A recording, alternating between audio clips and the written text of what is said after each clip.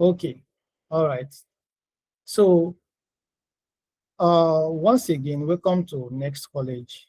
We are specialists in full stack web development and React series, okay? We teach Next.js from beginner to advanced level, okay? You have to learn most of the Vercess ecosystem. So that's what we teach you at the end of the cohort. So today we are going to look at CSS. Of course, we've established the basics. We've known what HTML is, right? The markup language, which is very important for web applications. That's like the foundation. So if you, for example, if you think about it with an analogy like something like you're building a house, that's like the raw materials, that's like the blocks, that's like the cement and some other things you need to build a house. Okay, you just keep it there. Now CSS comes into the picture because there is a problem it solves for us. So before I will be able to explain some of those things, I want to create a project. All right. Let me call this. Okay, you guys have been doing portfolio. Let me just say portfolio. All right. So I'm just going to drag and drop it on my VS Code. Okay, I don't know the editor you are using, but of course, by this at this point, you should be able to know we have editors which we use to write codes, and we have Atom, Sublime Text, VS Code, which is most popular, and of course, the recommended one we use. All right. So I've just opened a folder, and this folder is empty, and this is very familiar to you because you've done this, right? So this folder, we can just create a file with HTML extension because we want to have HTML web pages, right? So we can have something like index. You can name it anything you like, all right? So, but we just have to stick to index.html.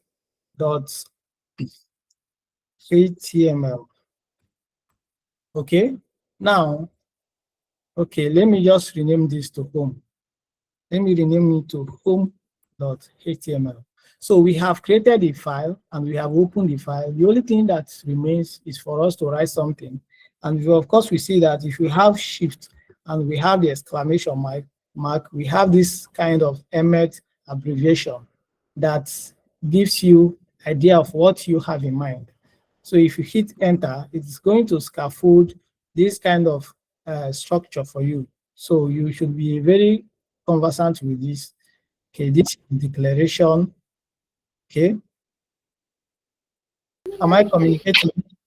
Yeah, yes, sir. Please, I don't have that that mark, that cursor that you said it brought out those things out. Okay, this is just once you come inside here, you press on your laptop, Shift 1. Okay, exclamation mark, Shift plus exclamation mark, right? Okay. Okay, once you press it, this is going to come out. So if I click on it, this thing is going to be generated, right? Okay. So it's just a minor way of doing something. You can mute yourself, please. Okay. Now we have done this, and of course we know what all these things are: HTML elements, opening tags, closing tags. All right. We can be able to appreciate what head means. We know what the body is, which is the visible part of what we can see on the browser. Okay. So inside this body, let me just have a div. All right. Let's add something like paragraph. Hello world. Okay.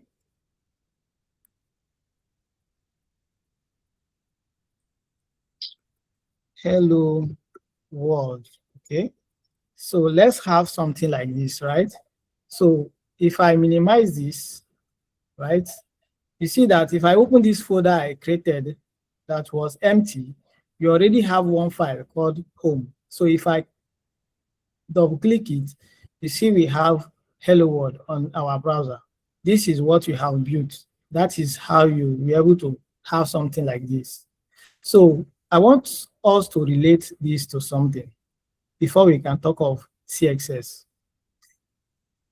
If I open my Word, okay, this is where you text editor, okay, for normal text, right? This is where you write your letter, where you write some text, all those things. You are familiar with this. We can save it with Word doc. We can save it with what? With something like PDF, right? So you see that this actually has pages, right? This is in pages. So if I write something here, let me just go down, all right? Let me just keep going down. You see that we have entered the second page, right? This is the first page. This is the second page, all right? We all know that websites, we have pages, all right? For example, let me come to nextcollege.dev. This is the landing page for this application. This is the home page, right? Okay. If I come to about, this is the about page of this application. If I come to frequently asked questions, this is it for this page. The same thing with contact us and of course community, all right? So we can appreciate that we also have this kind of structure in which we have pages, all right? The difference is that this is opening in the web, okay? For this, we can open it here. And for this, you just for normal text, we can transfer, okay? Somebody outside our system might not be able to view it. And if you understand it that way, we see that we can just write hello world, okay? So this kind of thing I wrote, I can still be able to add image. For example, that kind of portfolio you have built, I can click device, okay? Click this. Now I'm able to insert image, right? Beautiful.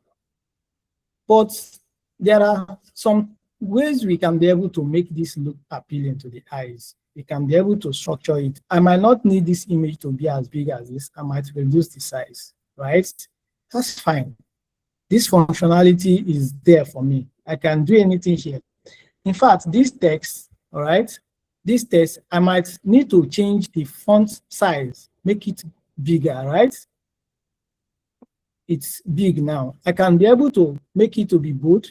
I can even change this kind of font family, okay? I can change it to anything I like. Okay, it has changed. I can still be able to change the color. Now the color has changed to red, right? I can still be able to change the background color, okay? Even I can still be able to position it in the middle, all right? I can also still be able to do a lot of things, underline it, make it to be italic form, okay? So you see that I can still be able to add list items here. I can add table. The kind of tables you have there, you can insert table like this, okay? In this particular stuff. So this offers me that kind of functionality and the flexibility, all right? You see that I have been able to nicely structure this. HTML is like what we had when I just wrote hello world, okay? And added this image without changing the style, right? Now, all these buttons here, you see that each time I click, something happens. Each time I click, these are styles I'm applying to it, right? But we are not being bothered about the actual code being written about it, right? We are not bothered about the actual code. The only thing we need to do is that once we click a button, something happens, and that is the style being applied to it, okay? That's an abstraction. But I want to tell you that this is what we want to achieve in web pages. Okay, so when we come back to this kind of thing I've written, we should be able to look for a way, write the actual code. Okay, we write the actual code that can be able to do that kind of manipulation to the text, even the image you added. Maybe you have added width or height, but that's what you are doing. You are the one doing it. But here now you see that you can't see the code. You just need to click something and something will happen. The code has been hidden. Now you want to become a developer. You should know about these codes. We should know about how we can be able to do that. So this is just a very quick analogy and example for you to understand what we are going to achieve. So what is CSS? All right. Even with what I've explained, CSS stands for Cascading Style Sheets. So don't be afraid of the terminology. I'm going to explain everything, but just know that it's a style sheet. Okay, sheet. We already know that. Okay, we're talking about a document, something like a document that contains styles, right?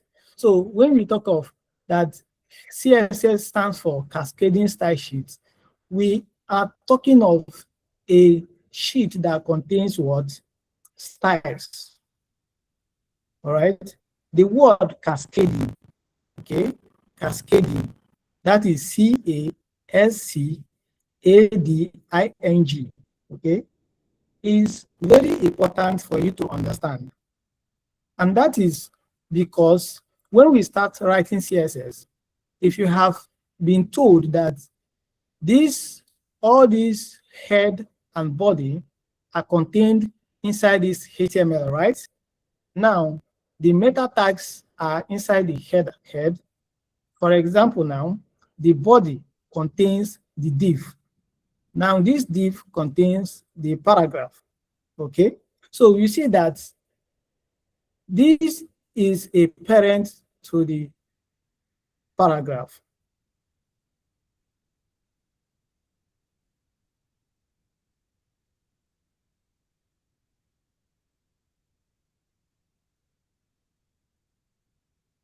Okay. And redefine that particular CSS. For example, if we say that the color is going to be red here, and we come down here, say that the color is going to be blue, right? Now, the browser is going to prioritize the inner one. It's just like we have we Africans, we say in most times you inherit the name of your father, right?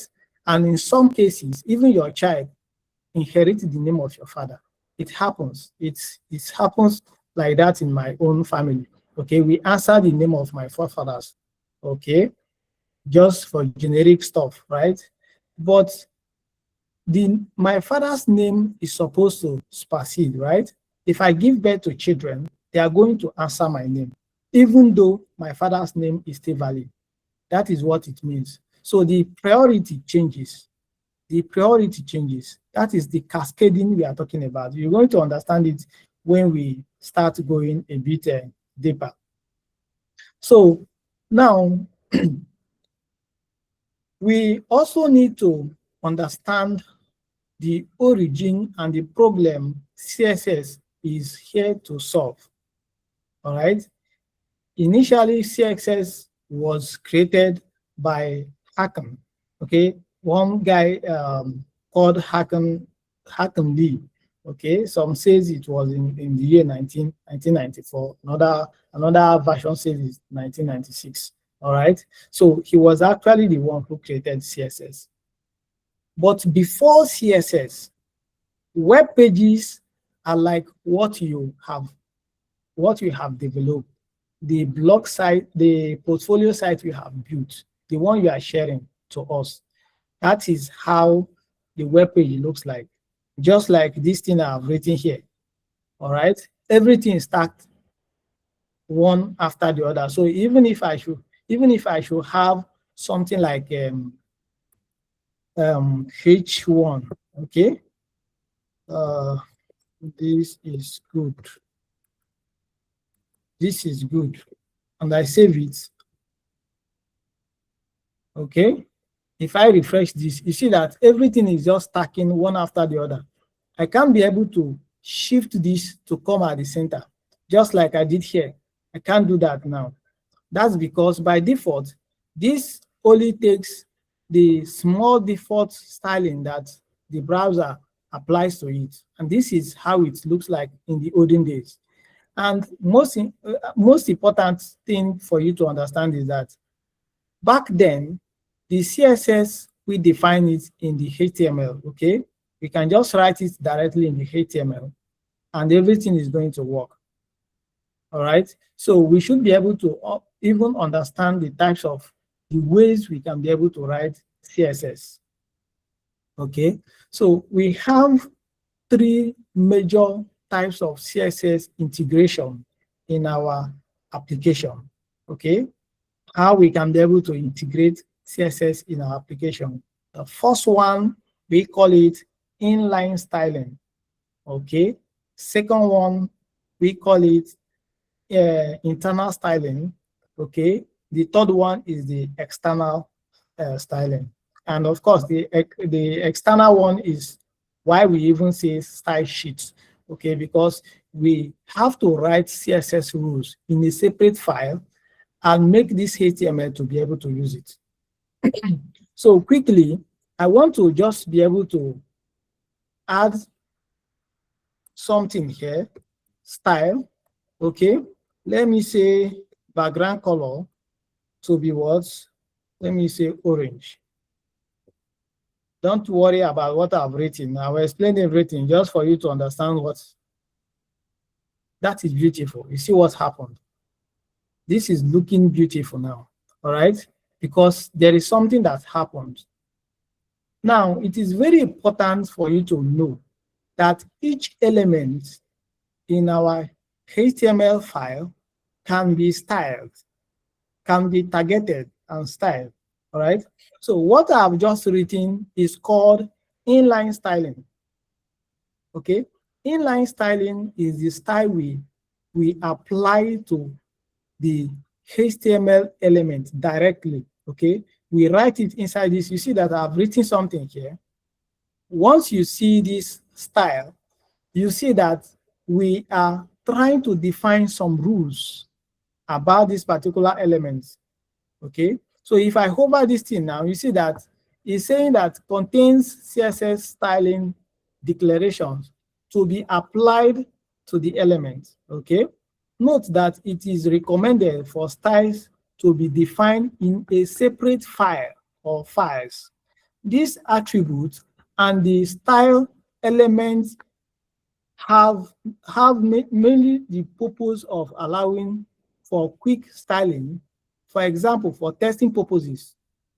Okay, what this means is just trying to tell us that we have another way of writing this CSS instead of putting it in line. So what I've written, I've added an attribute to this body. Okay, I can redefine this particular attribute just based on what I've told you guys. Because if I come back to this div, which is a direct child of the body, right? And I say, if I say style, okay, I say background color to be white. Okay, let me have width, okay? If I come this side and refresh this, you notice what happened. Even though I have the global background orange, I told you guys we have what we call cascading. And now you see that the child's style has overrid the parent's own. So instead of us having everything to be orange, this becomes width, right? This becomes width. We can still be able to go further. For example, let's assume, since we know that this div already has 2 children, right? Let us target this particular H1. Okay, let me say style. Okay, background color, let me say black. Okay, the text is black. Let me say white.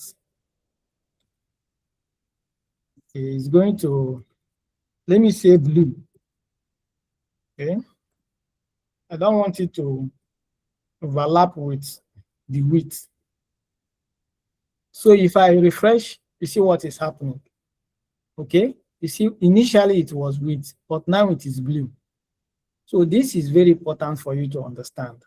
It cascades from the top to the bottom, okay? From the top to the bottom. That is how CSS works. Anything we can be able to achieve here in terms of manipulation and some other extra things, we can be able to achieve it with CSS. And that is what we want to do. Okay, so you see that we have inline styling. And for this inline styling, we can be able to understand that there is an issue already. Okay, there is an issue. Why is there issue? There is an issue because we are now, this is becoming too big. All right, and we just wrote one style. Okay, we just wrote one style. We've not even written up to 4 or 5, but this is becoming so quick like this. Okay, we cannot maintain this in a typical application. Okay, if we use this kind of thing to build a very large application like this particular next college we have, we are going to debug it will become a very big issue. All right, and even to change something, for example, you want to change a particular stuff, you have to be scrolling, you have to be looking for a way to detect what you want to do. Okay, that is not all. Another thing we have to know about this inline styling is that I told you that, okay, is that a question? Just wait small, I will entertain questions soon. So I told you that HTML, right? HTML pages, or let me say web pages, we can have more than one pages. Okay, of course, we just have the landing page, one page for now. Okay, we might be able to create another file. You see, I call this one home page. I can create another one, have it as a about page, create another one, have it as contact us page, just like we have done here. Okay, just like we have done here. And if there is a style we use here that we want to reuse here, you see that what it means is that we have to write the inline styling for that particular text in that particular file again. Okay, we have to write it again. Why?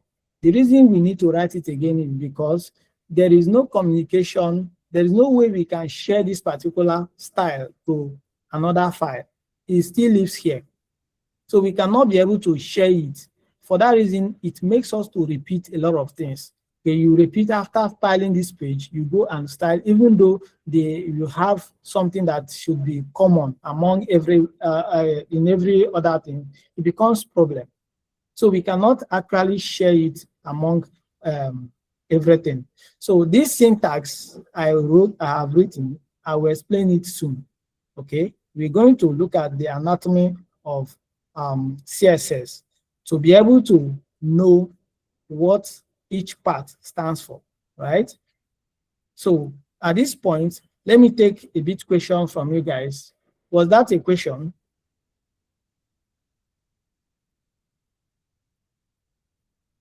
Do you have any question, guys? Any question? Just indicate by raising your hand. Can you hear me, please? Hello, guys. Okay. Omoro, you can ask your question, please. I'm sorry if I can't pronounce your name very well. Just pardon me, please. No problem, sir. Sir, please, this the first division. Please, can you start from the first division? No, where that body is, body style is. So let me understand from there down. Please, those background division style, background color. How do you able to put those ones so the color will change? All right, that's good. I've heard you. There is somebody raised hand again. What is your own question? Who raised hand? Yeah, good evening, sir. Yeah, good evening. I can hear you.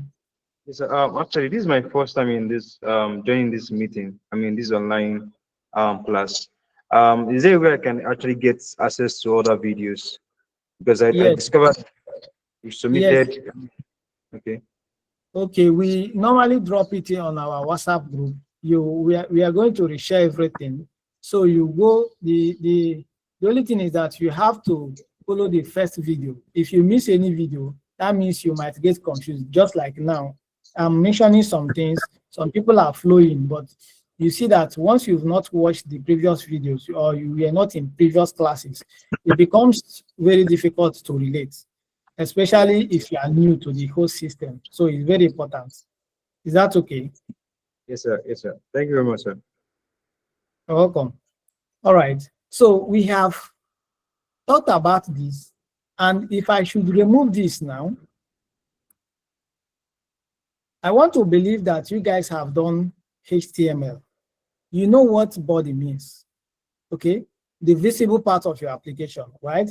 So if I come to this next college, you see that everything you are seeing on this page here, as outside this place you type your URL, it falls within the body. Everything here to the bottom. Okay, if I come to the home page here, everything here to the bottom, right, falls within the what? The body, right? So the only thing is that you can now be able to think of how you can structure your application. Okay, if we want to have this kind of thing, you see that this is navigation bar. You guys have done HTML. There's what we call semantic HTML.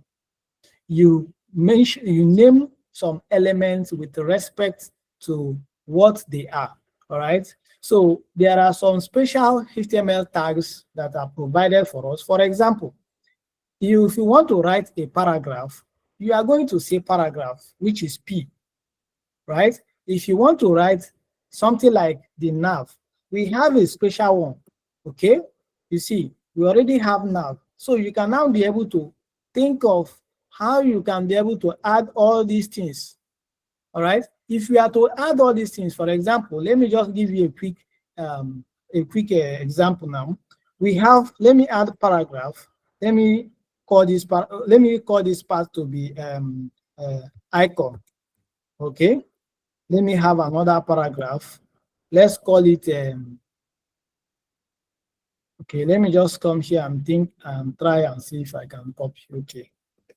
Okay, let me copy this, let me paste, okay. So this is paragraph, we copy this, okay. We paste it here, we copy this, we paste, we copy this, right? Okay, here is the second, this is opening and closing. Okay, this one should have a closing paragraph. Okay, right, so this one now, we have paragraph, okay, we paste. Let me remove this. Okay, now we have added all these things. Let me come back here. We have dashboard here. That's because I'm logged in. All right. Okay, so we can have dashboard. Okay, I have to add it as a paragraph. So let me cut it here and paste. Let me save. Now, if I come to this particular application and refresh, you see that this is what we have. But this is just HTML. This is HTML without a CSS, just like I told you guys. You see that even in this one I did example, this particular stuff was aligned like this.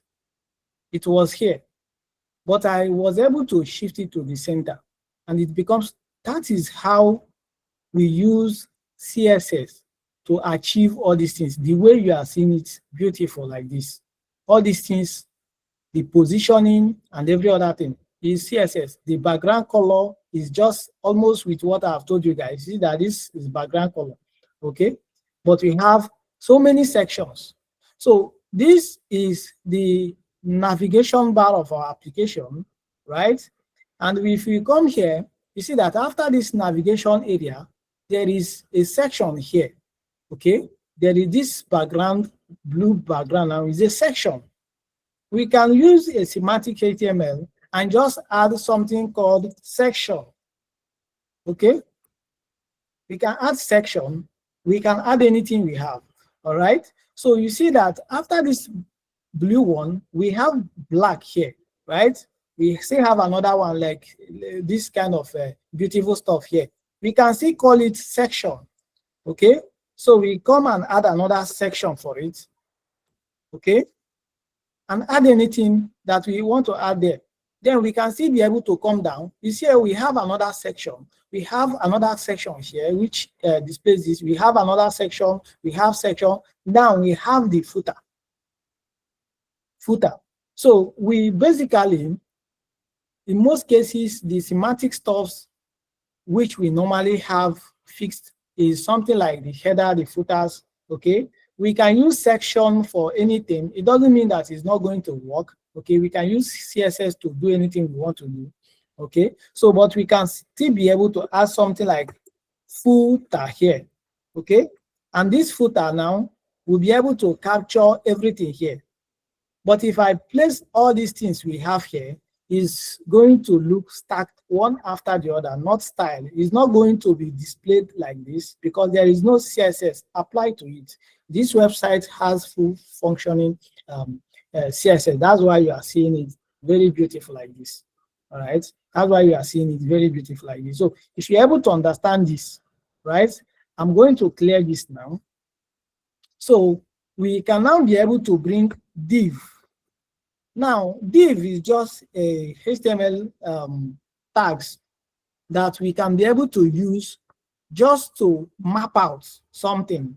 See it as something we use to map out a portion of our web page. Okay, we map out a portion, all right, of our web page. So we can say that we have mapped out a div. This can also serve as just a section. You can just see it as a section or anything. It can house for it can contain anything. If you, in fact, if we place something like hello here, if you place something like this is cool here, we save it, we come here and refresh, we see that this is already treated like a paragraph. Okay. So this is treated like a paragraph, right? It's just treated like a paragraph by default. Okay, so this div is just to map out stuff, okay, for it.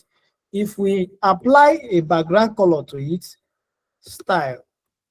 So inline styling, you must use this particular attribute called style, okay? You must use it to start the stuff. We can say this, we can say orange.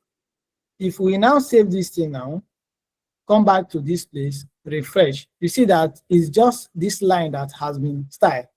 Okay, but what if we say what we need this thing to be is paragraph, not div? Let's change it to P. Let us change it to what? P. Let us save it. Let us refresh. You see, something happened, but it's just the same size. Nothing actually changed like that. Okay. So that is how you can be able to know it. What you have to know is that we are writing inside the body. Okay, if this is being confused to you, we are writing inside the body because we want to see what we are writing inside that particular web page. We are writing anything we put here, so we can put any kind of HTML elements here, right? Anchor tag, ordered list, another list, table, image, video, anything we want to put, we can be able to put it here and it will be displayed. Okay, so that is how we can write inline styling. So let me just say style. Okay, let's say background color, let's say orange. I like to use orange because the color looks nice. Okay, let me save it again. This is what we have. Okay, of course, there are no contents here, but we can still be able to now think of writing internal CSS. Okay, internal CSS is still the same thing. Okay, almost the same thing. It's just CSS we have inside the HTML. Okay, inside the HTML here. You see that for this particular example I gave you guys, all this styling lives within this particular place we have here. Okay, there is no style somewhere. We are in another file. We are importing here, or we are referencing from here. Everything lives here. Okay, so we can now be able to think of internal styling. Internal styling, we put it in the header. Okay, we just add the tag. We say okay, style. So this now, we can now be able to write some. Hello, the person that who asked question, are you clear now?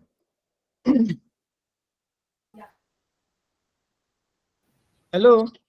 Yes. Okay. Okay. All right, that's good. So once we put this style, is something we added in the head, right? And this is, we can define the rules, CSS rules for everything we have in the page. In fact, we can, you see everything we have on this landing page, all these styles here, okay? We can define it in the what? Head, inside the style, okay? We can define it here. So how can we do it? Once we write this, we can now be able to target the elements inside the body we want to style. Okay, now we see we styled the body directly here, right? Using the inline styling. So we can target this body and style it in the what? In the head, which is the internal styling, right? How do we do that? You just have to name that element you want to style. Name it, mention it. I can say body like this, then you open curly braces. I'm going to explain this particular anatomy, but I want us to get this internal styling and inline styling first before we can move to the external CSS. There is where I'm going to explain this in a very better way. Okay, so what does this mean? This is us opening a room. Okay, the kinds of styles this is going to inherit. So if we have this kind of thing like this, we can now define the style. So instead of us saying inline styling like this, all right, we can just, for example, cut this, okay, then paste it here. We can remove this. We don't need it again. So if I save this, okay, come back to our browser and refresh this, nothing happens. The style remains the same because it's still what we have written. The only difference is that the place we write it has changed. I can say red here, okay? So if I come back here and refresh this, it works. Everything works. There is nothing that is just the same thing we are doing again. So let me just change this into orange, okay? So what if we have, for example, this is the whole body we have styled, right? We can now, we can now be able to think of, okay, let's add paragraph. Okay, we say this is the beginning of our journey. Okay, so if I have this kind of thing now, let me refresh. Okay, we have this, all right? Now we can be able to even target this paragraph, right? We can target paragraph and style it here. For example, we add paragraph here, we add rules. So we can say, let me say background color to be white. Okay, let me say this. Okay, let me refresh. You see that the color has appeared. If I wanted it to be inline styling, what I can do is to just cut this, okay, come to this place, add style, then add that particular rule. Remove this one here, save, okay? And when I refresh, everything remains the same.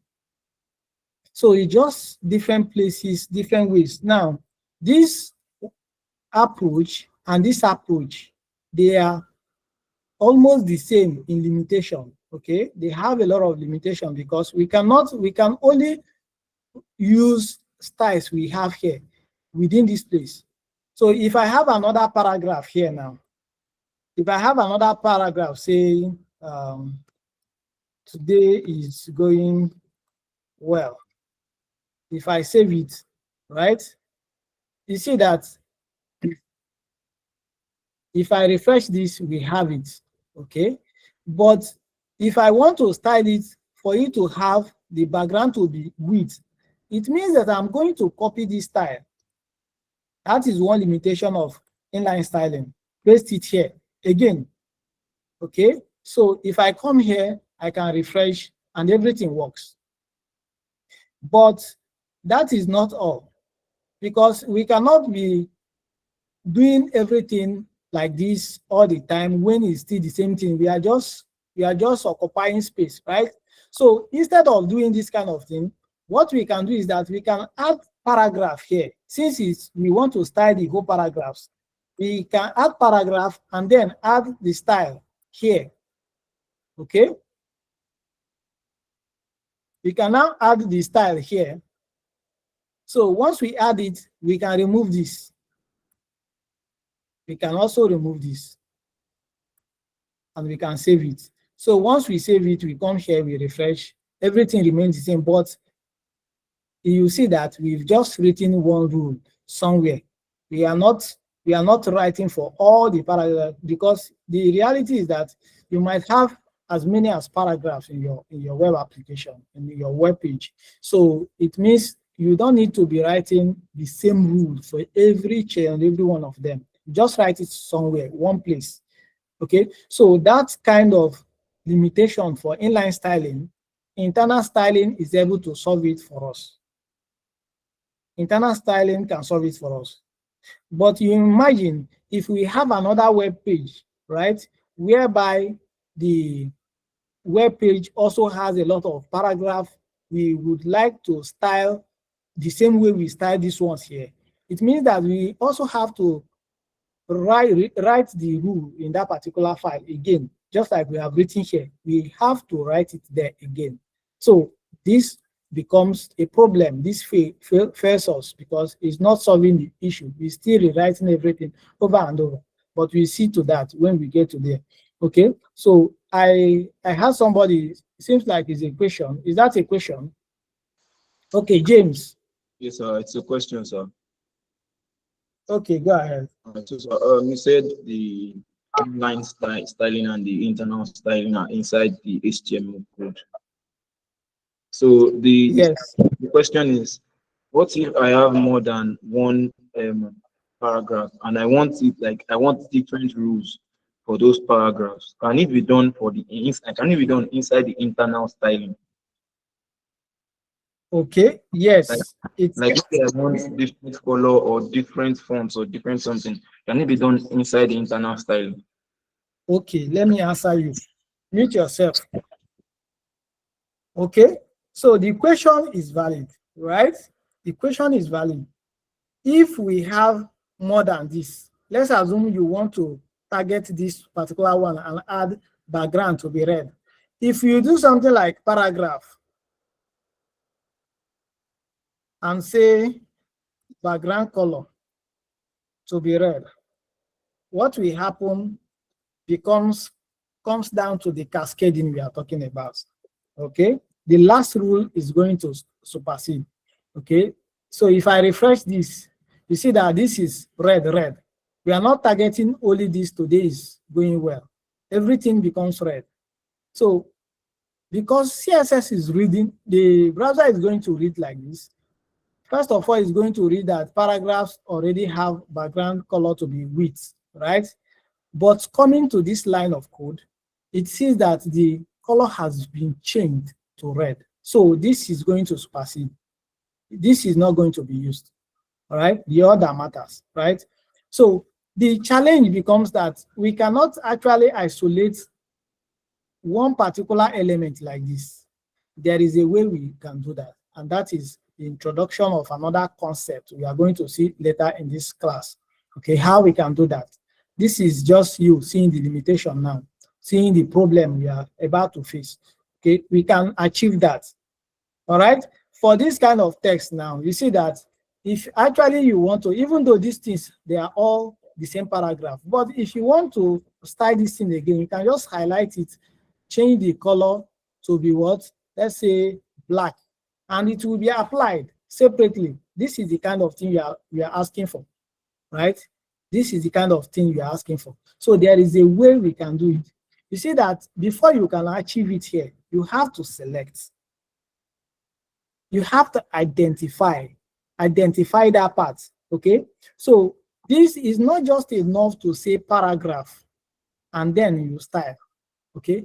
If you want to apply a specific style to a specific stuff, you have to write extra thing, just minor thing we are going to add here. It's just like an identity, okay? We add identity to it, and we can now be able to target that particular identity. But before then, we have to look at the anatomy of CSS. All right? Does that answer your question? Yes, sir, it does. Okay. Now, we are now shifting entirely to external CSS. We are shifting entirely to what? External CSS, because imagine if this application is something that is as huge as nextcollege.dev. That page, that home page, and we are writing the internal CSS. Just look at what we have written. This is just one properties we are adding here. And look at the line of code where we are. So if you are writing a lot of CSS here, it means that we will even be at line 1000, and we have not even reached the main HTML element we are styling. So it becomes a very big issue for us. Okay, it becomes a very big issue for us, and that is why there was an introduction of CSS. This is actually CSS, okay? We normally refer it as CSS, but it's just a style. CSS means Cascading Style Sheets, okay? Right? So it is a sheet. You have to understand this. It is a sheet. So we have to write a file, a style, a file that contains all the styles for this page. That is why it is called a sheet. So it's not just when you, of course, all these things we are writing here, we are not writing it inside another sheet. This is just inside the HTML, we are adding it. So even us calling this CSS looks somehow to me, all right? So how do we do that? We know that when you were defining your HTML, there was a file extension. It is a must. You have .html. That will tell browser that this is what HTML document. If you don't add it, it's not going to know, right? So the same thing with the styling. We have to define the sheet and of course have the extension as .css, as simple as that. So we can say that we can add another file here. We say home, okay, let me just call it style.css. Of course, you name it anything you like, okay? You see that this is giving us a hash symbol, okay? Not like this less than equal greater than for HTML. This is another thing. Once you write it well, you are going to see it change like this. And now we can write. So how can we be able to write all these things? Okay. So first of all, let me remove this extra one we have written. Okay. And let's come back to our browser and refresh. So everything works fine. So we want to replicate what we have done here in a style sheet so that we can be able to use it and make our code more cleaner, more neat, right? So what we can do here is that we have created the style sheet. So we can just cut all these things, okay? In fact, we are going to remove this, okay? Now we come to the style sheet, we paste it. Okay, so let me just format this thing so that it looks well. Okay, so this is just what we have written before, right? The only difference is that we removed it from the head. Initially, we wrote it inside the element, right? We removed it from the element, we placed it in the head as internal.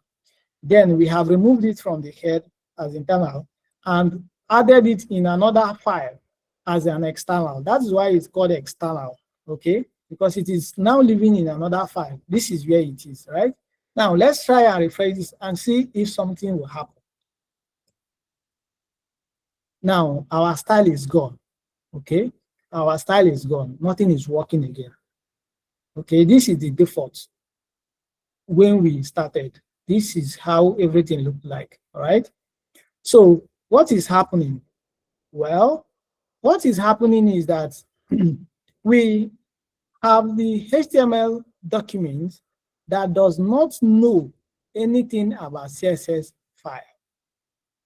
There is no way this can it can be able to detect that CSS. It doesn't happen like a magic, all right? It doesn't know that it is existing. So this is in isolation. The CSS is in isolation, no contact between the two files.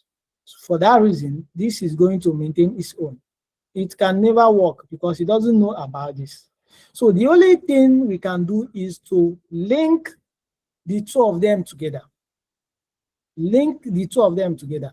And because we see that we cannot be saying, let us link HTML here. Let's bring the HTML here and link it. Because the HTML file is what makes use of the what? CSS, right? That is what makes use of the CSS. So we can be able to bring in this particular CSS inside here and use it. How do we do this? We can do it by adding what we call link. Okay? So if I hover it, you see that the link element allows authors to link their documents to other resources, which can be the CSS file, right? We can now be able to link it. So we want to link this particular file to the word CSS. Now there are a few attributes that we have here. This real style sheet is telling you that this is a style sheet we want to link, okay? And of course, this href is telling us the direction, the location, okay? The address of that particular style sheet. Where does it live? Okay, so here we can be able to say, some persons might say /this style, okay? What this dot means is we are coming out of this file and we are entering another file called what? Styles.css, which we have here, which I created. Okay, you might still be able to remove this. Okay, if you remove it, there is no problem. Okay, it should still be able to know that this is a style sheet we have here.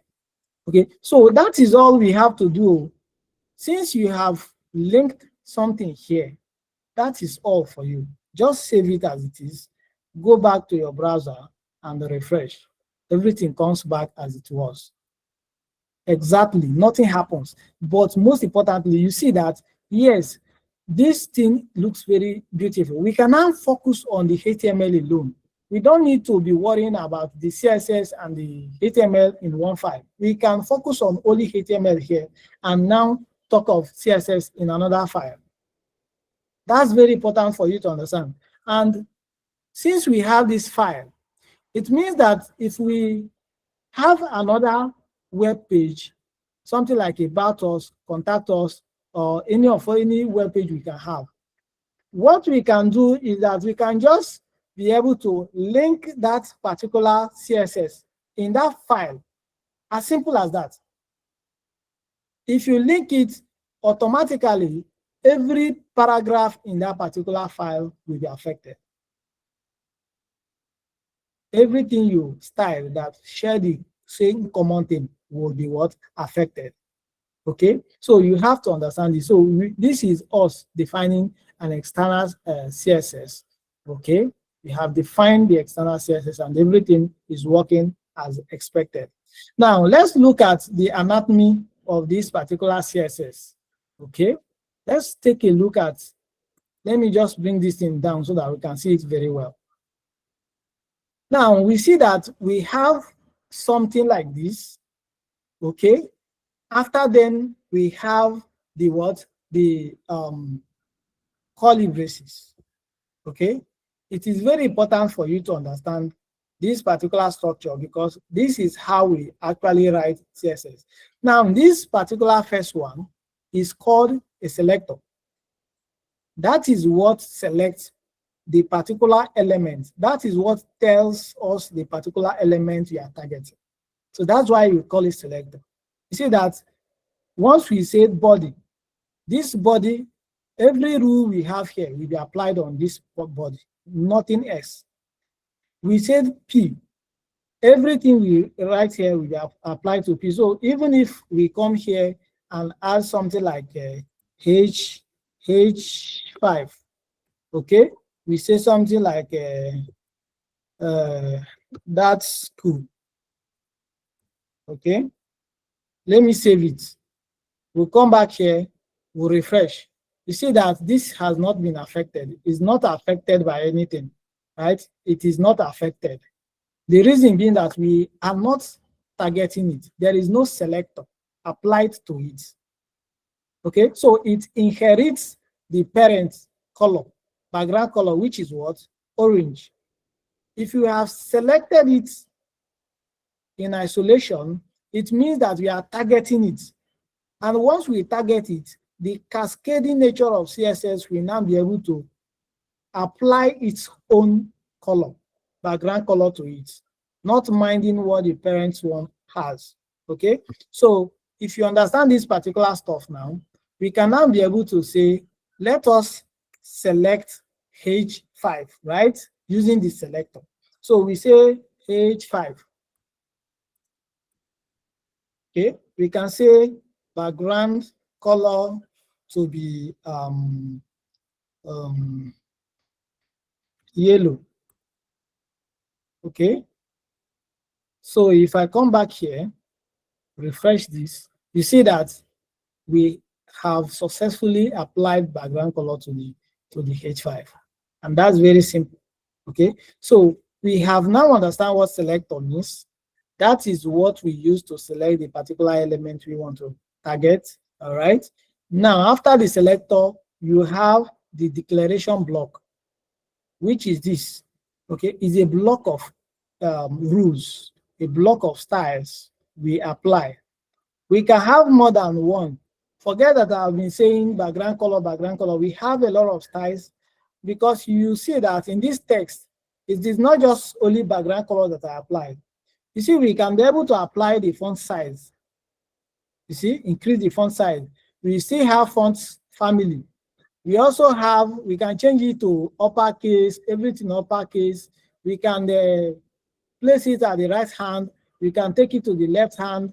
We can change the text, let it not be bold. We can also remove the underline. We can also do a lot of things we can do here, right? So this is very important for you to know so that you understand that this is not just only background we are going to. This is just one style we are learning for now.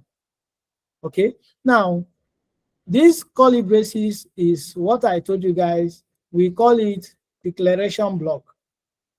Inside the declaration block, you have something that looks like a key, name and value, a name and value. This is a name.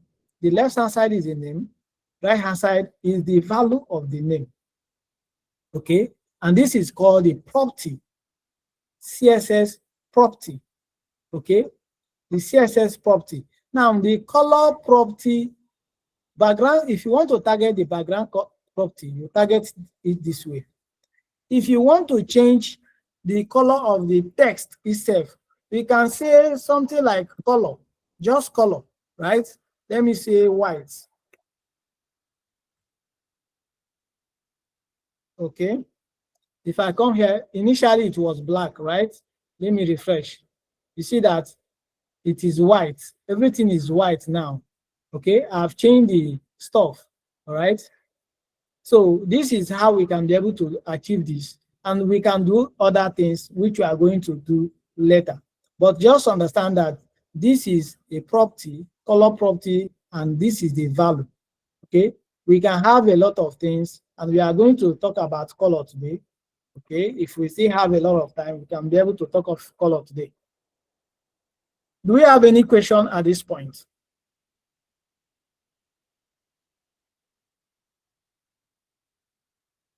Okay. Okay, you can ask your question.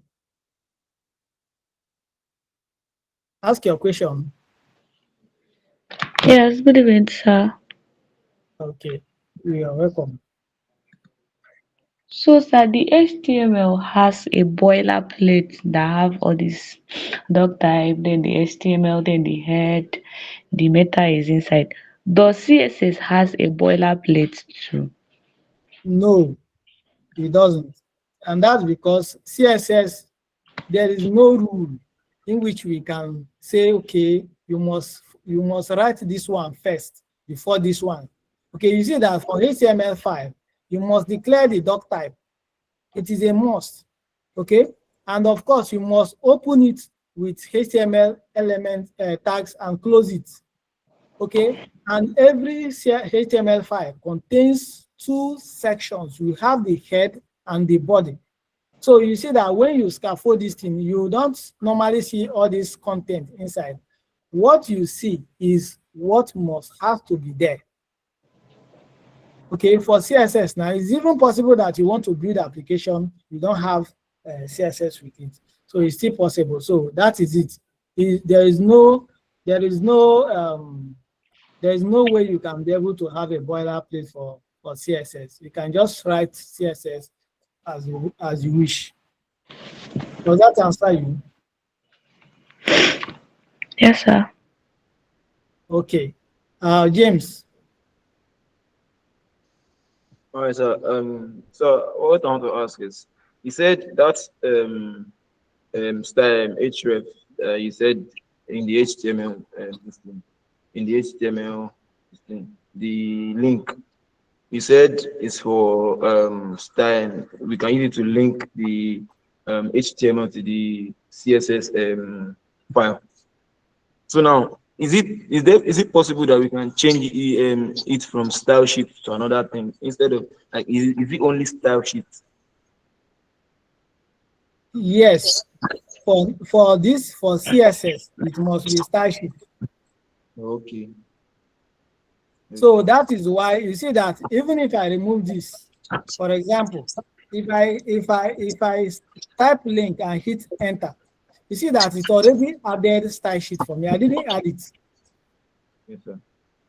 Because it's something that has to be there for CSS. Do we have any other question? Does that answer your question? Yes, I did. It did. Okay. Do we have any other question? Okay, if we don't have any other question, what we are going to look at now is color. Okay, we have been using color, red, some of all these colors, but we want to learn how we can be able to use color in our web page. Okay, so basically, we have many kinds of ways we can be able to add colors, use colors, right? There are many ways, okay? There are many ways we can do this. And I'm not going to tell us how the browser actually have the colors through the lights, okay? That's a bit advanced concept, which we might still be able to look at later, okay? How all these colors, pixels are being formed, okay? Not just painting. There is no painting. There is just a control of light. That is what is happening. But we are not going to go there before we get confused. So we are going to look at how we can write colors. We know that for colors, we have primary colors, we have the secondary colors, right? We have the primary colors, we have the secondary colors. And of course, the secondary colors from our normal high school level, you know that there are colors, we get it from the primary colors, combination of the primary colors. What are the primary colors? We have the red, green, and blue, okay, which we call RGB color, okay, the RGB color, the red. So if I say something like red, this is actually a primary color, okay? This is a primary color. Let me remove all this noise. Let me also remove this. Just know that anything we are applying to a particular element, you can apply it to any kind of element in HTML, okay, with some minor exceptions. Okay, let me just remove this, okay? Right. So this is red, which is a primary color. I told you guys another color, primary color is what? Is green. Then we have blue. So we can be able to use colors by names in CSS. Okay? Color names. Color names. Just like I said, red is a name, right? If I say orange, it's just a name. If I say blue, it's just a name. So we can say blue violet, a name. So these are called color names. But this kind of color is limited. Okay, I think 100 and something, and we are done naming. Okay, whereas we know we have as many as colors, different combination. We can have as many as, but we don't have all the names of all these combinations, right? So if you are using this particular one, you know that you are going to be limited in terms of blue can only be blue, right? Blue can be blue. So if you want a blue like this, you see that it's going to just appear blue. Maybe you want it to be a little bit dark blue, or not just this blue. There is a kind of blue you are looking for. You can't achieve that using just named colors. Okay, so another alternative is using the main RGB combination. So instead of us saying blue, okay, if I hover this, you see that we have something here. And here you see RGB. In brackets, you have 00255. Now, this is just combinations of red, green, and blue. This number is telling us that the red here is 0. The green here is what? 0. And the blue is 255. That is the highest, right? So this is blue color. This is blue color. If I click on this, okay, I can click. You see that we have another kind of color presentation, the same blue. If I click it again, we have this kind of one, same blue. If I click it again, we have this kind of one, same blue. So these are different ways we can be able to write colors, but we can be able to just do this named one, RGB, and some other ones. Okay, so from here now we see that this is RG and B, red, green, and blue, 00255, right? So that is why this is blue, because the blue color here is 255. So if let me say I make the blue to be 0 and add the 255 to this middle one, what do you think we are going to have as a color? It is going to be green. Okay, you see. So if I save it here, I come here, you see that we already have green. But if I come and remove this green, make it to be what? 0. And remove this one, add it to be this. What do you think will be the color? It turns to red, because that is R here is 255. Now, this is just our basic, and it represents it's just like us saying red, blue, and green. There is no much thing we are gaining from it, right? But if we hover here, we see that if I drag this thing here along this color here, you see how the numbers is changing. You see, there are a lot of different combinations we can get for red. Lighter red, this, that. In fact, if I come to this side and drag this thing down, we can still be able to achieve other kinds of dark red. Okay, so this is telling us the kind of combinations. So anyone I choose here, I can be able to just choose it and leave it as it is. Now, if I save this thing now and come to this place and refresh, you see how this red is. You see this how this red is. So it doesn't look like that particular red we have.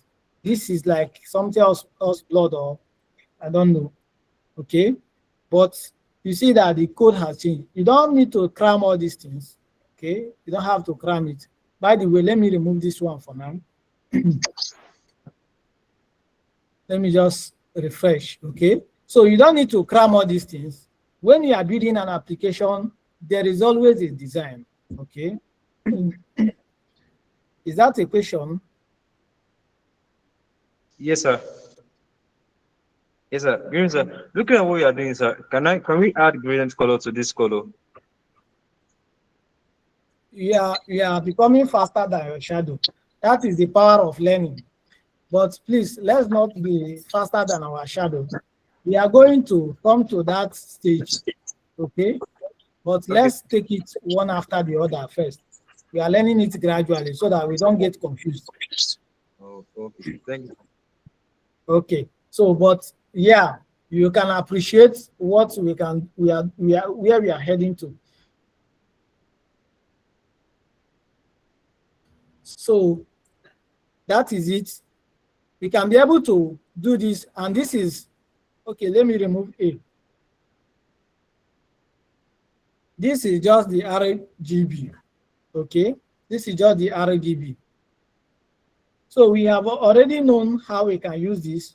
The third way, which we should be able to look at, is what we call hex code. Hex code. Okay, it just presents like this RGB. But of course, you can use any one of your choice. It's okay. Now, hex code is a 6-digit code that starts with hash. Okay.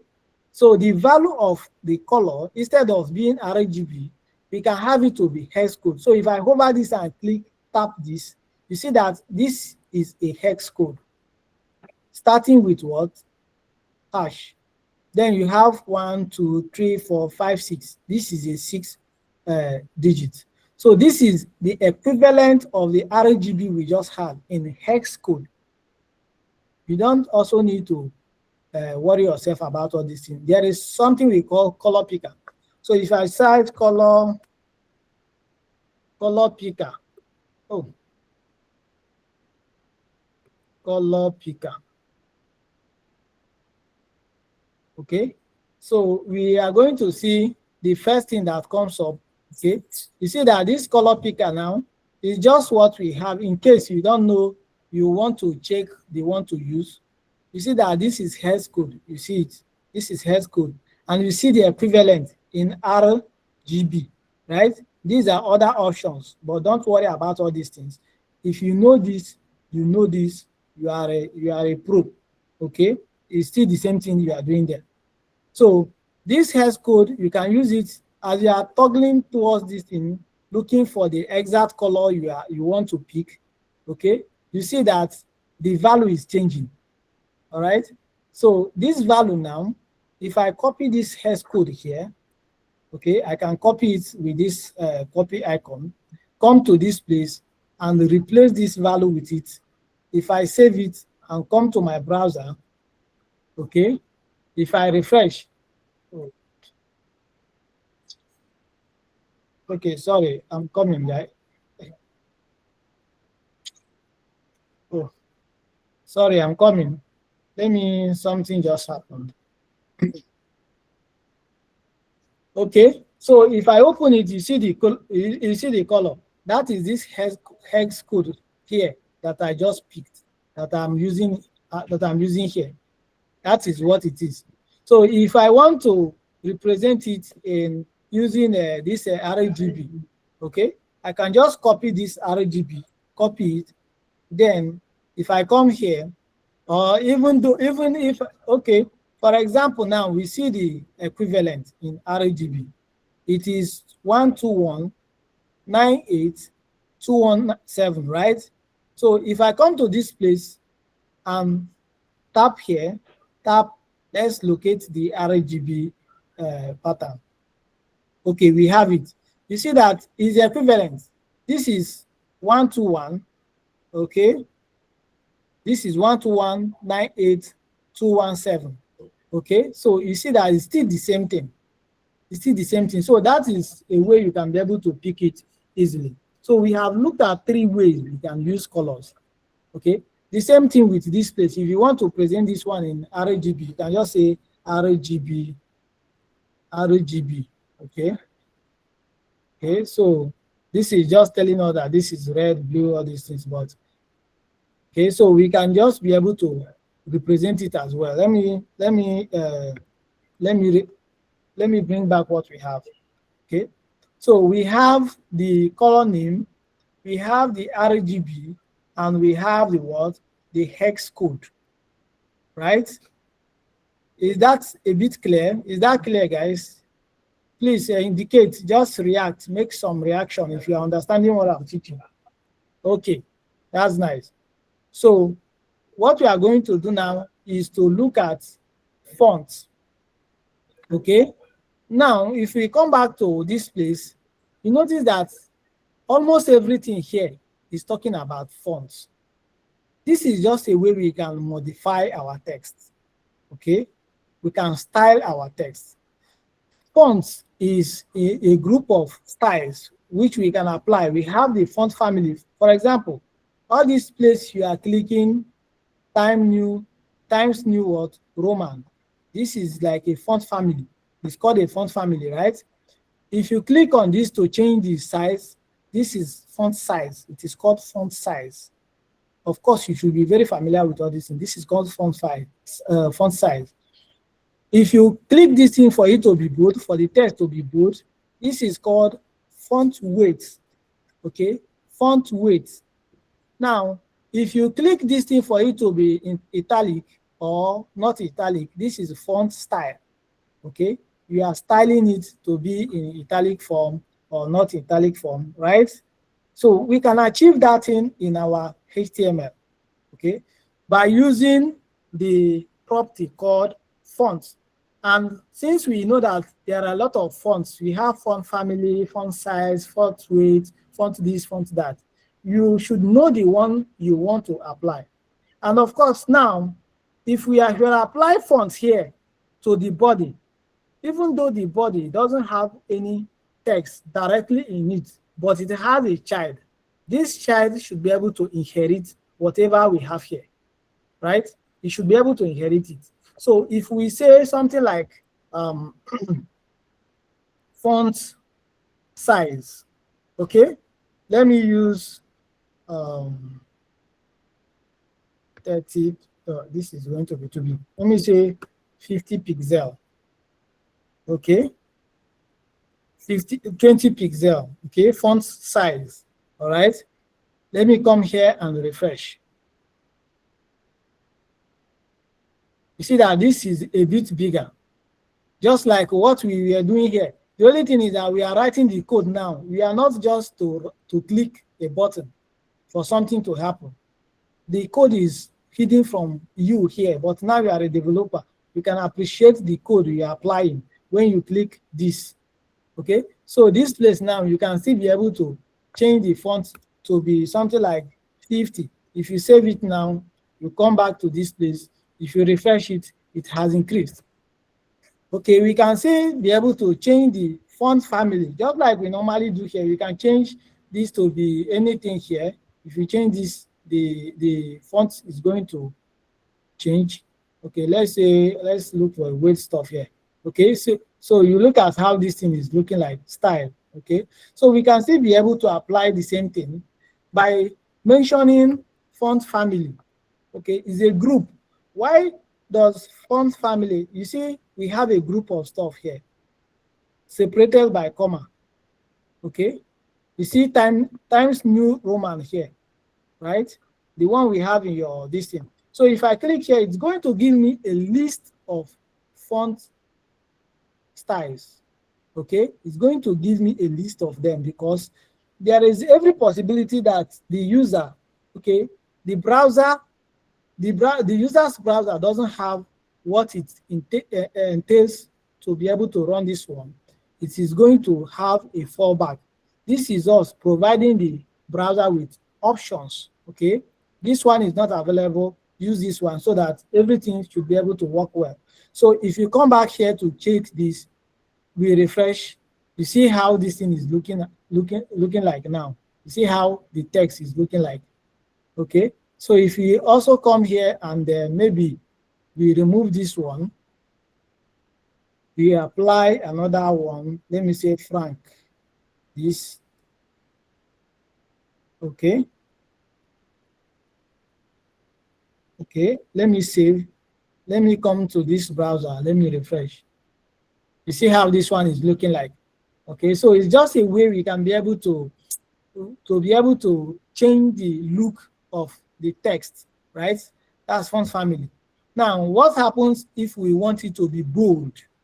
Okay, like this one now, you see that if you want this to be bold, you just highlight, you click bold. Of course, we have made it bold before, but if I click bold again, you see the text changes to bold. So we can still be able to add that kind of functionality here. We can say something like a font weights. Font weights. Sorry. We can say font weights. Okay. So these are just kinds of things we can be able to apply. We can place this one. Let me say, oh, okay, let me use bold, for example. Okay, font weight bold. Okay, so if I come here, I refresh, nothing happens because of the style we applied. All right, because of this particular font family, of course, it is in bold form. So we might not be able to achieve what we needed to achieve. Let me check bolder. Okay, let me check light. Just know if it works. Okay. Okay, yeah, I think it's a bit lighter. It's a bit lighter. Okay, so let me just remove this line. Let me remove this line entirely. Let's see. Okay, so it's looking somehow. Okay, now you can be able to what is overwriting everything we did is because of the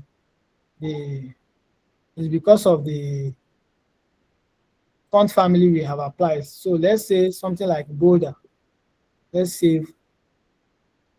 Let us save. Come here and refresh.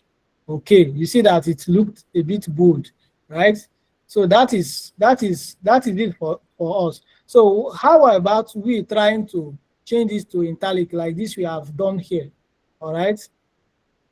So we can still be able to add another thing here, say font style. Okay. Once I click this, you see that we have some options, oblique, normal, so kind of, but in most cases you will be using this kind of italic. Okay, let me save. Come back to this place, hit, and you see that the text is in italic form. Okay, so we can now be able to appreciate this. Now, this is not just enough because we have seen that this place I used 50 pixel. You might be wondering what is 50 pixel? What does it mean? That brings us to another topic, which we call the units. Before then, I want you to ask a question because that's the last class we will be having today. Ask your question now before we talk about the unit. Okay, the unit might be confusing, but just ask your question. All these things we did, we are going to walk through it again in our next class before we talk about that particular important things. So what do we have to say? Do you have any question? Do you have any question, guys? Yes, sir. Okay, if you have question, you just indicate by raising your hand, please. Okay, James, go ahead. Okay, I was trying to do my assignments, earlier this afternoon, and I was trying to balance the text. I want the first text to be, by the right, and the other one should be by the left. Well, I find it difficult to do that, sir. Okay, what we are teaching now is color, fonts, and the units. An introduction, we just introducing CSS. You can mute yourself, let me, so that the echo will not be. Okay, so we are taking it gradually. If I should rush you guys to be talking about some of all these things, you might get confused and you will get demoralized. So what I want to encourage every one of you is this. Even as you want to be ahead of, okay, you want to learn, that is a very nice way to learn, okay? And most importantly, you have to, if you have been taught HTML, all right, look for a way to expand the knowledge.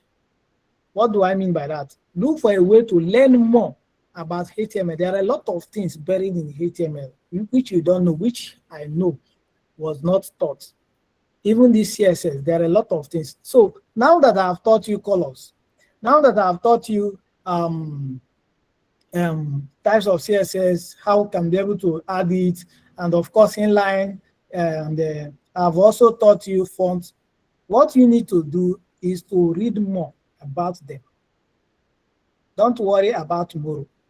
Tomorrow we are going to face it and we are going to solve whatever challenge that comes with it. So that is the best way to learn, so that you don't get overwhelmed. Okay, you don't get overwhelmed and you feel like you are wasting your time, you are not understanding. That is the worst thing that should happen to you. Follow it gradually. Once we teach, go and revise what we taught you. Practice it. That's the most important thing. Even as simple as it seems, if you have been taught the simplest thing, practice that simplest thing.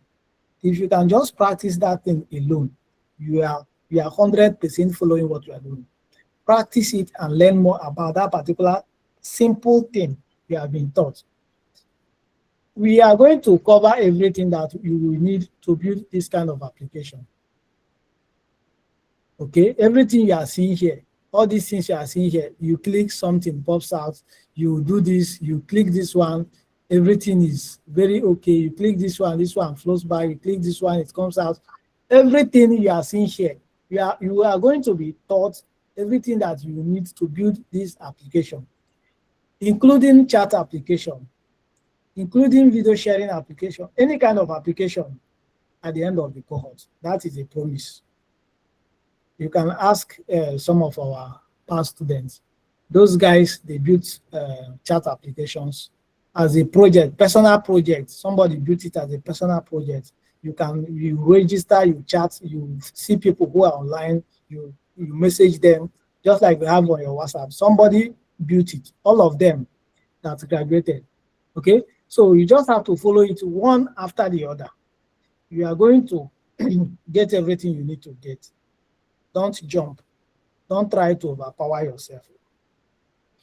Okay, I hope that makes sense. So please, do we have any other question before I summarize with this particular unit?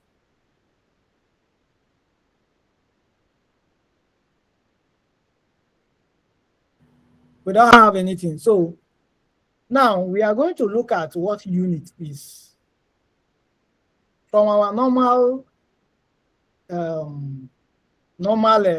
learning, daily learning, we know that there is something like SI units of this, unit of this, unit of this is CM, unit of this is meter, unit of this is that.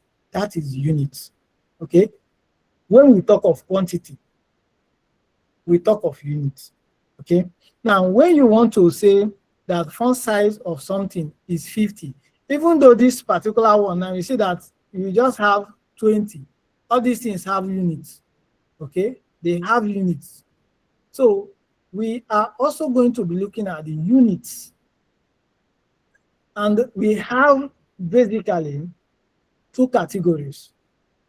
We have the absolute units and we have the relative units. The absolute units, just like the name implies, they are the fixed units. Okay? They are the fixed units. You might not be able to understand this concept very well. It might not be very open, but after everything, sit down, watch this, and do some research about them, learn and practice, you understand it more. Okay, so you see that I've defined this to be 50 pixel. Now, pixel, which is represented with key X, is a fixed size. Okay, is a fixed size. So this cannot be scaled. So for example, okay, let me just add something to this our paragraph. We have paragraph already. Okay, let me target paragraph with the selector P. Then let me have the rules. Let me say width. Let me change the background color first before, and see orange. Okay, let me save. Let me come here and refresh. Okay, all right. Now you see that this paragraph extends from the beginning of this screen till the end, even though the text stopped here, but it occupies the whole of this line. Okay, it occupies the whole of this line. So it's like it's taking the whole width of my screen. You see that this screen, we have height, we have width. From a vertical line like this, we are talking of the height. Horizontal line like this, we are talking of the width. This is the height of my screen. This is the width of my screen, right? So this particular stuff now is taking the whole of my screen. Who can answer why? Which kind of element is it? Why is it taking the whole of my screen? You people did it in your previous class. I'm very sure. Okay, that should be your assignment. You should check why paragraph take the width, okay? The whole width of the what? The screen. Okay. Can I answer? Okay, if you want to answer, that is beautiful. Okay, it's because it's a block element. Exactly. 100% exactly. So it is a blocked element. For that reason, nothing can come before it. You can only stack below. All right? Nothing can come and float beside it. Okay, that is a typical example of a blocked element. So in most cases, you see that if you come to this next college, this, for example, let me come to homepage. If this is a paragraph, definitely it is not extending to this side. Okay, that is why you see it is just looking at like this. Or let me say this one, if this is a paragraph, it is not taking the whole width. Okay, because we gave it its own width.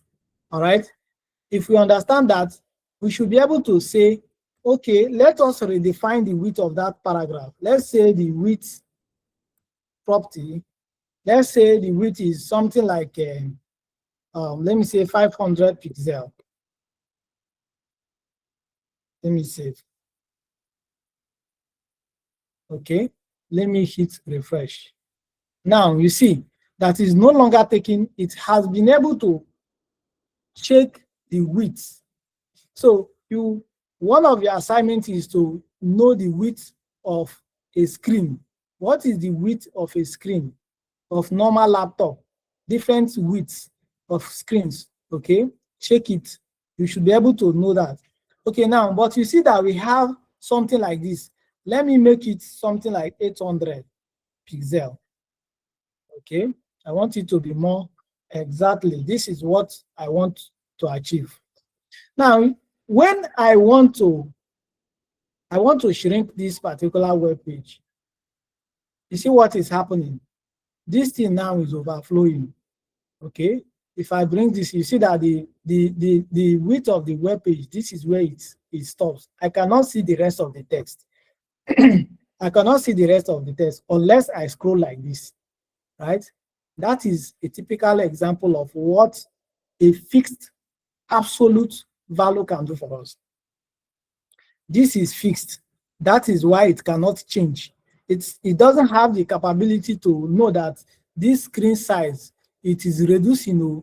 I need to readjust so that people can see the everything that is contained here. It cannot do that. It can only what? Hide, so that you can be able to scroll it. Okay, it's only when you come to the highest width where you can see it that you can see. But if you keep on reducing this width, you see that it is hiding. That is absolute. It doesn't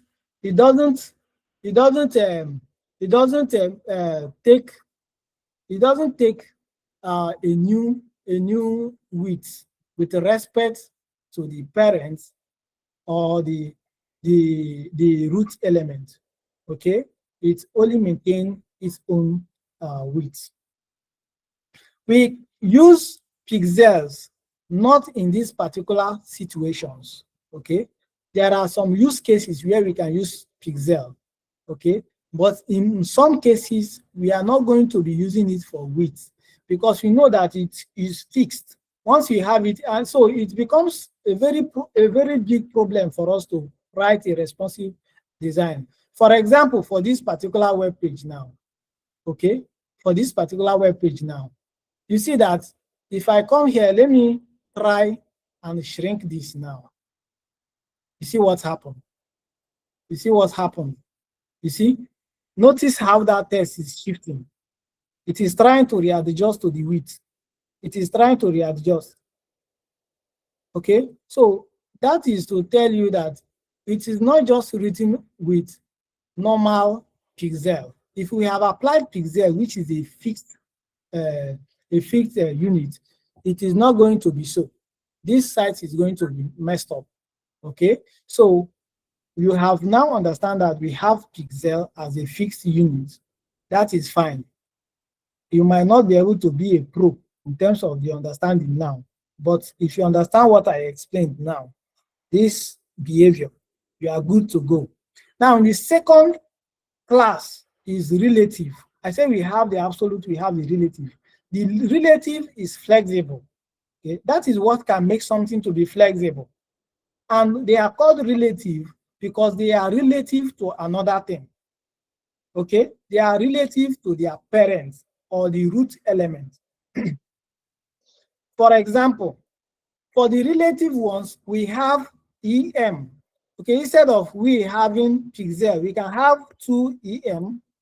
Okay, we can also have REM.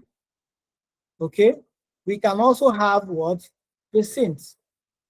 Okay, we can also have VW, okay, or VH. I'm going to explain this thing later. Okay, we might not explain everything now, but just know that these are relatives. I'm just going to explain one of the relatives so you understand what it means. Okay, now EM, let's take EM for example.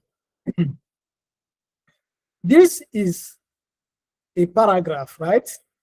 This is a paragraph. This paragraph is a direct child of the what? The body. Okay, so this paragraph is really relative to the what? To the body. Okay, it is relative to the body. So if this body has a width, the width of this paragraph will be calculated with respect to this body.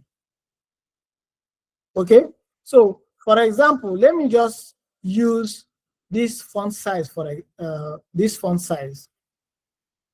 Let me have 16 because that is the normal Windows stuff.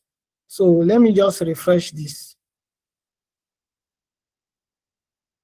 Okay, let me just remove this width.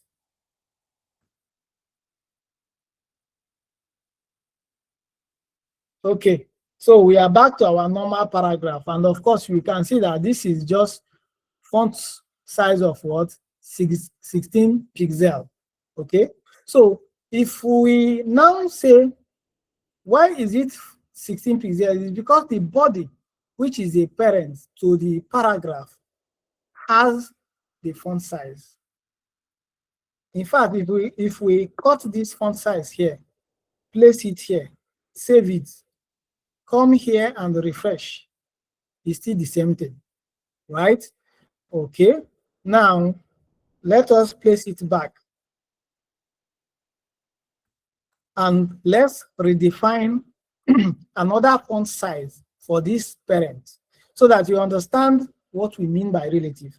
Let me say font size, okay, equal to, let me say 2 pixel. No, 2M. Okay, font size equal to 2M. Okay, now if I refresh this, you see that this paragraph is no longer just a paragraph, it increased. So what is happening? What is happening is that the actual value of this paragraph becomes this 16 multiplied by 2, which will give you what? 32 pixels. That is what it means. So if the normal size of something is if normal size of every other thing inside this thing is 16 pixels, this one is being multiplied because the parent here is saying that what it is 16. So if I want to change this particular stuff now, for example, if I replace this thing instead of 16, let me say 20. Okay, let me come and refresh. You see that it increased. It increased again, right? That is because this is relative to this. Whatever the parent has is going to be multiplied to give you this. Okay, so for example, let's just have this.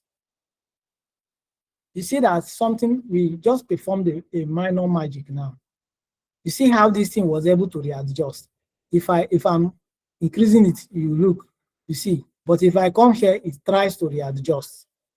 The text is now readjusting because there is a bit kind of relative units. We're no longer applying that particular fixed. So since we know that this is multiplied by 2, this is what? 20 pixels. So this is just the same thing like saying 20 by 2 is 40. So if I place 40 pixels here, will anything change? 40 pixels here. Will anything change? Nothing changed because it's still the same thing. It's still the same thing. 40 pixels there now is equivalent to 2M. So this one now, you see that once I do this, is going to also affect. Okay, because there is something happening. Okay, it's still going to affect, and that is because of this parent and child relationship. That's okay. So we have been able to establish this fact. And of course, okay, the width, we have removed the width. We have removed the fixed width that we had earlier that was misbehaving. That is it. That is what is happening actually. Okay. So at this point, you should be able to understand that if we have two, what's the time? Oh, if we have 2M, okay, it's still the same thing, right? Because it will be multiplied. So it is relative to the parent. The same thing with rem. But rem, we are talking of the roots, which is the HTML itself. By default, browser is assigning what? Assigning 16 pixel to the HTML. You see that this one is body that we targeted. You see this HTML here. That is what? The root. By default, the browser is assigning something to it. So if we come here now and say that this one is 2rem, we come here and refresh. You see that it's decreased. So it is not, rem does not take relative to the immediate parent. It takes relative to the root element, which is the HTML, wherever it is. However you nested this particular paragraph, it will always refer to the root element, which is the HTML. And by default, the HTML element has 16 pixels assigned by the browser. That is why when you do this, it is 16 multiplied by 2, which is 32. But initially, why this one was big is that for M, it is 40. 32 is lesser than 40, right? So that is how it is. So we are going to look at this unit in our, again, before we talk about CSS layouts. That class is going to determine how you are going to understand CSS. Don't miss that class for any reason. That class is going to open your eyes, and of course, it's going to reshape you on how you understand HTML and CSS. You see how everything in this particular Meet interface is being positioned, your image, everything is being aligned very well. This is layout. It is the basic, one of the basic concepts in CSS that is difficult to understand, but if you follow it very well, you will get everything and you'll be very happy. So don't miss that class. I'm going to teach you with analogies so that you internalize it. You go, your assignment now is to go and touch that particular portfolio you have built. Touch it again with some kind of CSS, font size and font family, some of all these things. Retouch it. I want to see even the background. You can just apply some colors. Let it be beautiful. Okay. You can now be able to repost it in the WhatsApp group. Okay. If you have any question, this is the time before we end the class for the day. Do you have any question?